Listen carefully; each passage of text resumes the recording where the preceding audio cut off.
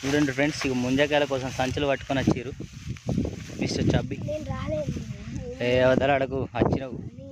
ఇప్పుడు అద్దుగా నీకు ముంజకాయలు నీకు ఎన్ని కావాలి?